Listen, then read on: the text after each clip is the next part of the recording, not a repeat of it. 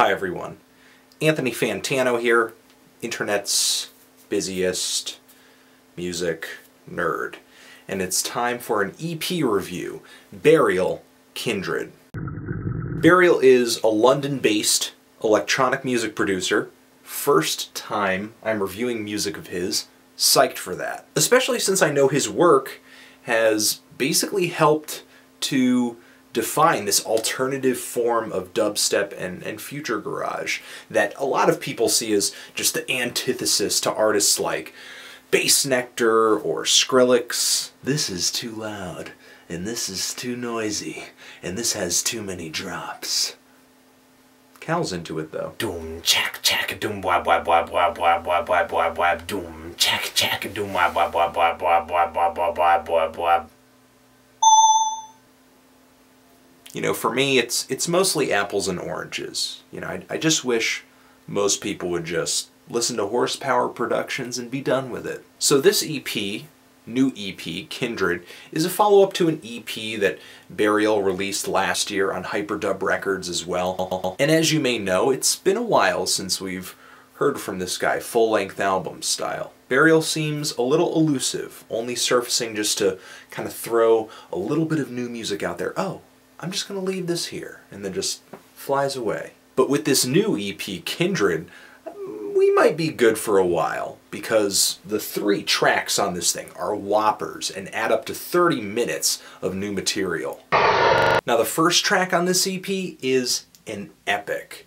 It's really one of the most wondrous electronic music songs I've heard in a while. Listening to this 11-minute song unfold and progress is a lot like watching a flower blossom, and takes just as long. Once the groove gets going on this song, it starts off with just this choppy dubstep beat, kind of as to be expected, and then we get a little bit of bass, a little bit of the old in the background underneath the beat, but it's got kind of a lo-fi quality to it. It's purposely muddy and gritty and just grimy. Now the vocal sample on here is gorgeous. I'm usually not that into Burial's vocal samples, but this is a huge exception. This woman's voice is incredibly emotive.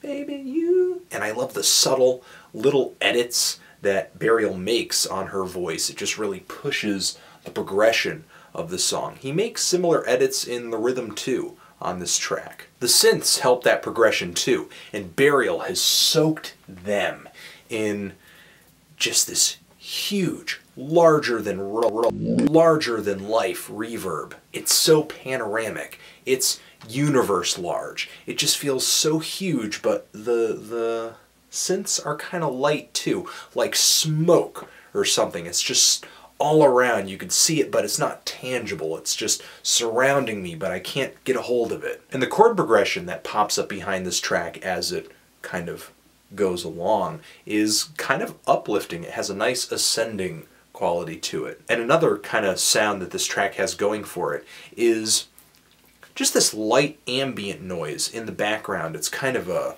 record crackle style sound, or maybe even kind of an electronic static. And this static is kind of the gray cloud in what would otherwise just be another normal and beautiful day. And while it is a gray cloud, it adds a lot of character to this song. Now the second track on here, Loner, is a bit of a change in direction away from the first track. It has a beat that is not really a dubstep or a two-step or beat, whatever. It's really more akin to house music, really straightforward and driving. The song is just caked in this same gargantuan, just galaxy-sized reverb, and Burial's usual vocal editing style is there too. But the track kind of progresses like a house tune as well, with these synth arpeggios kind of popping up as the song is building and building. The song just hits this groove, continues on, making slight edits just like the first track, enough to keep things interesting. But there's this one spot on this track that I have to talk about.